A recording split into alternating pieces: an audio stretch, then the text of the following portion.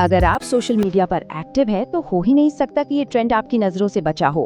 हर तरफ यही छाया हुआ है। तो चलिए आज इसी नैनो बनाना फिनोमिनन को समझते हैं और जानते हैं कि आखिर ये है क्या और इतनी तेजी से वायरल क्यों हो रहा है। जरा इस नंबर को देखिए, 200 मिलियन यानी 20 करोड़। सिर्फ 3 हफ्तों के अंदर नैनो बनाना एआई का इस्तेमाल करके इतनी तस्वीरें बनाई जा चुकी हैं।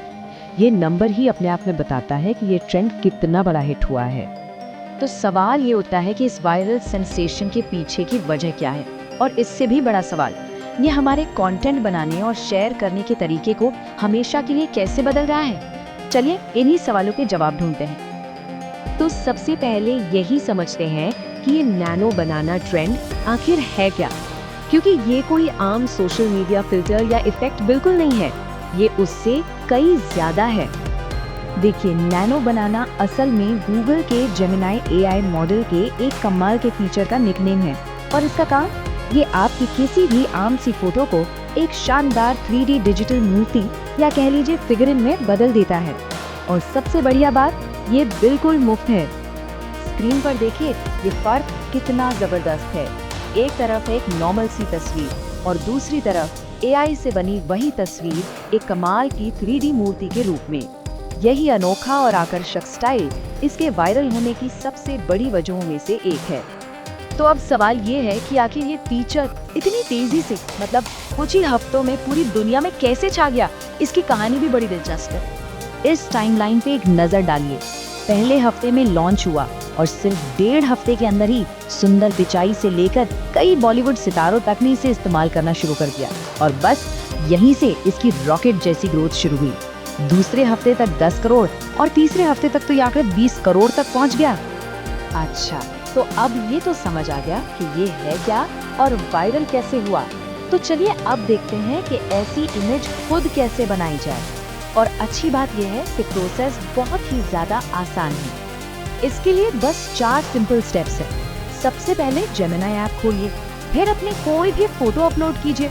उसके बाद जो वायरल प्रॉम्प्ट है उसे डालिए और बस जनरेट बटन दबा दीजिए। कुछ ही सेकंड्स में आपकी अपनी 3D मूर्ति तैयार हो जाएगी। और हाँ, अगर बेस्ट रिजल्ट्स चाहिए तो कुछ छोटी छोटी बातों का ध्यान रख सकते हैं। कोशिश कीजिए कि फोटो साफ हो, सामने से ली गई हो और इसमें रोशनी अच्छी हो। और सबसे जरूरी, अलग अलग प्रॉम्प्ट के साथ एक्सपेरिमेंट करने से बिल्कुल मत डरिए, क्या पता कोई कमाल का रिजल्ट मिल जाए। चलिए, इमेज तो बन गई, पर अब इसे वायरल कैसे करें। अब जरा उन आइडियाज पर बात करते हैं जो किसी भी इमेज को वायरल बनाने में मदद कर रहे हैं। ये कुछ सबसे पॉपुलर आइडियाज हैं। लोग खुद को सुपर हीरो, एनिमे कैरेक्टर या फिर किसी ऐतिहासिक हस्ती के रूप में देख रहे हैं। सच कहूँ तो आपकी कल्पना की कोई सीमा नहीं है। आप जो सोच सकते हैं एआई उसे बना सकता है।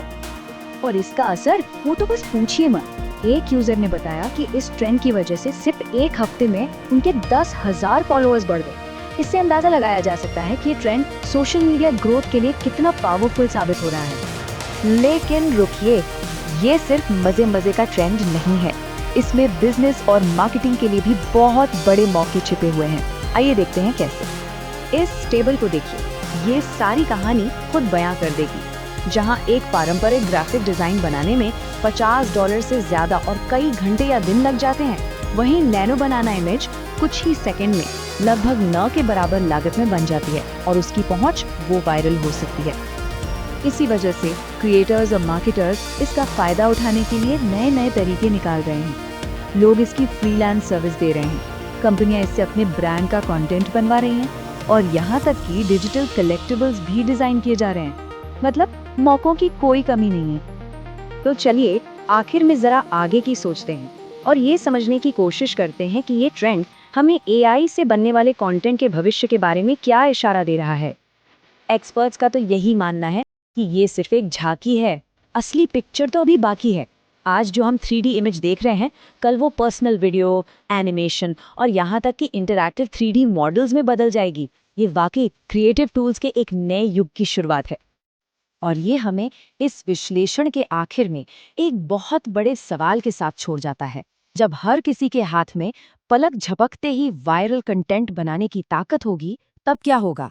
ये एक ऐसा सवाल है जो आने वाले वक्त में कंटेंट की पूरी दुनिया को शायद नए सिरे से परिभाषित करेगा।